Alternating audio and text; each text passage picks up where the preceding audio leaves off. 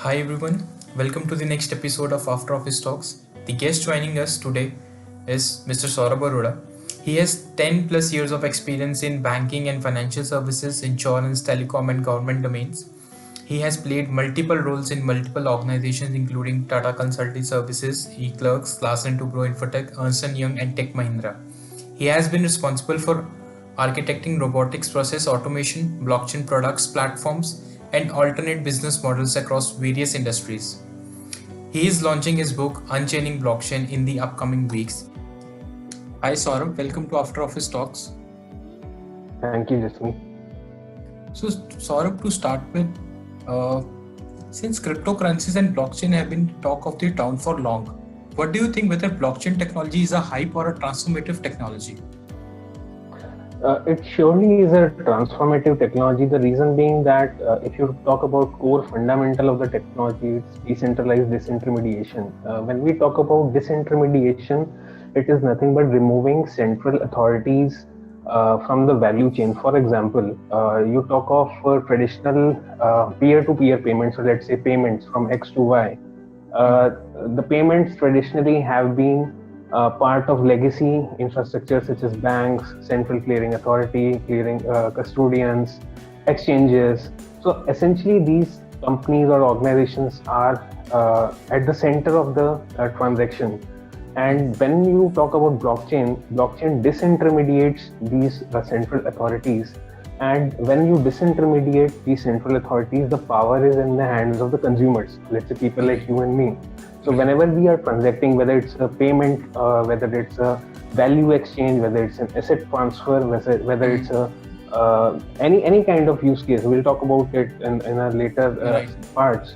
So any use case you talk about, it's essentially removing the central authority. And when you remove the central authority, transaction costs go down. There's enhanced trust between consumers. There's enhanced operational efficiencies are more. So all those aspects are there. Surely it's a transformative technology. The reason some of the opponents are demarcating this particular technology as a hype because of the one particular use case, which is cryptocurrency. And essentially, it's not the only use case when we talk about blockchain as a technology. Right. Saurabh, also I would like you to explain blockchain in simple and layman language. Yes, so blockchain in layman language would be, if we cut down the jargon terms like cryptography or hashing. Right. So it's essentially enabling a transaction between, let's say, Alice to Bob, or let's say from Alice to Bob when some payment or some asset transfer has to take place. You don't need a central authority. So when we talk about central authority, it is central authority is required to build trust between Alice and Bob. So when you are removing the central authority, the ecosystem of thousands of computers running infrastructure and ensuring that the transactions are replicated at each system ensures that the data which is sitting on these decentralized infrastructure cannot be modified or deleted. And essentially, it provides trust by default, and that's where you don't need a central authority. When Alice and Bob can do a transaction using this decentralized infrastructure in place, having smart contracts, having business rules, logics in place, and the consistency is the biggest parameter or a feature of blockchain, wherein each of the system will replicate the same data. So essentially, the decentralized infrastructure is enabling the asset transfer between Alice and Bob, where you don't need a third party. Okay, got it. So Saurabh, you also mentioned one of the use cases of blockchain is Bitcoin, but people generally confuse blockchain with Bitcoin. Can you clarify what makes both of them different?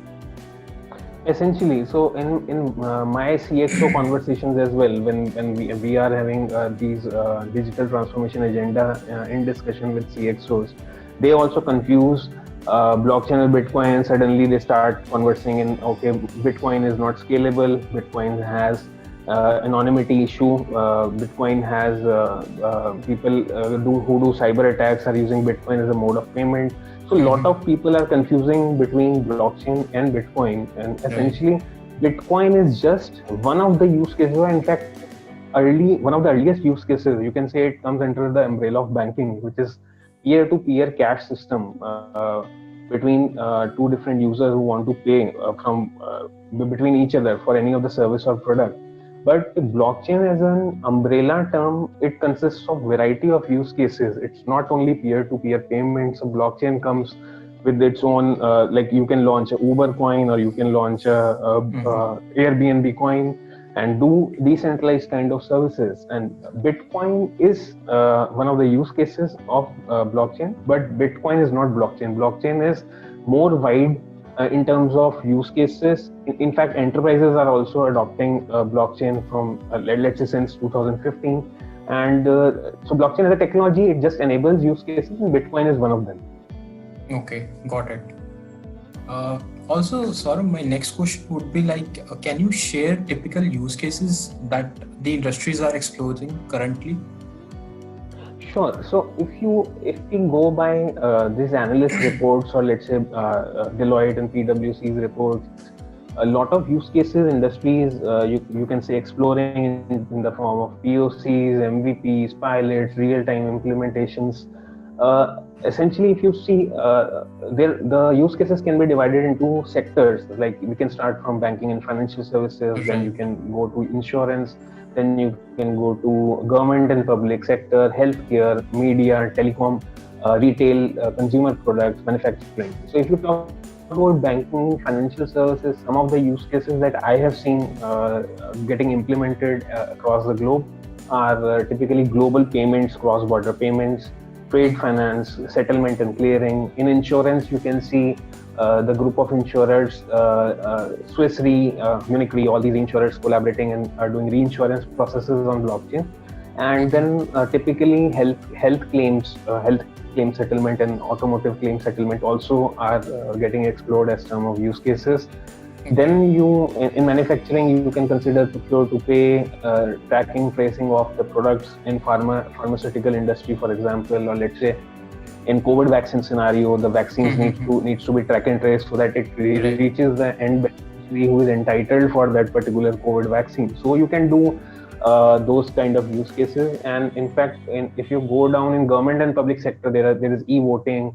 There is social benefit schemes for which the entitlement needs to be tracked and traced to the last mile. So those are the typically use cases which the industry is evaluating. So for the people who want to learn about the blockchain technology and its application, can you recommend or suggest few sources? So back in the day when I started to learn about the technology, again the learning was very unstructured. I had to go to secondary research, Google and all these platform research papers, white papers. But now the resources are very structured, so you can go check out the course of Bitcoin in Coursera. You can go and check out some courses on Ethereum and Hyperledger on Udemy. And of course, there are a lot of books as well on Kindle, which people can read and understand the technology behind. So it's available for all kind of audiences or users. It can be a business stakeholder, it can be a cryptocurrency investor, or a developer or a coder. So resources are there in a structured manner, which is better than back in the day in 2014 or 15. Okay.